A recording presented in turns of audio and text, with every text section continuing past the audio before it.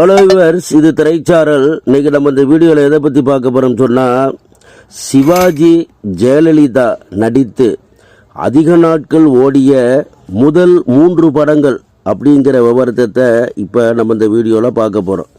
சிவாஜி ஜெயலலிதா நடித்து பல படங்கள் 100 நாட்கள் ஓடியிருந்தாலும் நல்ல வெற்றி பெற்று அதிக நாட்கள் ஓடிய முதல் 3 படங்களைத்தான் நாம் இப்போது இந்த வீடியோவில் பார்க்க போகிறோம். சிவாஜி கணேசன் ஜெயலலிதா நடித்து நன்றாக ஓடிய படங்களில் முதல் இடத்தை பிடிக்கும் படம் பட்டிக்காடா பட்டணமா. 1972 வெளிவந்த படம். சிவாஜி, ஜெயலலிதா, வி.கே. ராமசாமி, எம்.ஆர்.ஆர். வாசு, மனோரமா மற்றும் பலர் நடித்த படம். பி. மாதவன் இயக்கிய படம். இசை எம்.எஸ். விஸ்வநாதன். பாடல்கள் அனைத்தும் சூப்பர் ஹிட். இந்த படம் மதுரை சென்ட்ரல் தியேட்டரில் 175 நாட்கள் ஓடி அமோக வெற்றி பெற்றது. சென்னை சாந்தி தியேட்டரில் 140 நாட்கள் வரை ஓடியது. பல ஊர்களில் 50 நாட்களை தாண்டி நன்றாக ஓடியது. இந்த படம் முதல் இடத்தை பிடிக்கிறது. அடுத்து 2ஆம் இடத்தை பிடிக்கும் படம் ராஜா. 1972 வெளிவந்த படம். கே. பாலாஜி தயாரித்த படம். சி.வி. ராஜேந்திரன் இயக்கிய படம். இசை எம்.எஸ். விஸ்வநாதன். சிவாஜி கணேசன், ஜெயலலிதா, கே. பாலாஜி, சுந்தர்ராஜன் மற்றும் பலர் நடித்த படம்.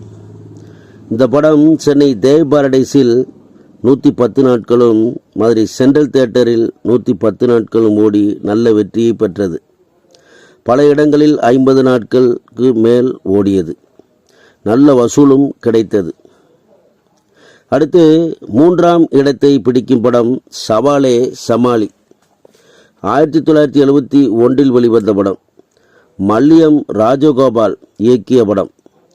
சிவாஜி கணேசன், ஜெயலலிதா, முத்துராமன், டி.கே. பகவதி மற்றும் பலர் நடித்த படம். இசை எம்.எஸ். விஸ்வநாதன். நல்ல பாடல்கள் இடம்பெற்ற படம். சிட்டுக்குருவிக்கென்ன கட்டுப்பாடு என்ற பாடலை பி. சுஷீலா பாடியதற்காக தேசிய விருது கிடைத்தது.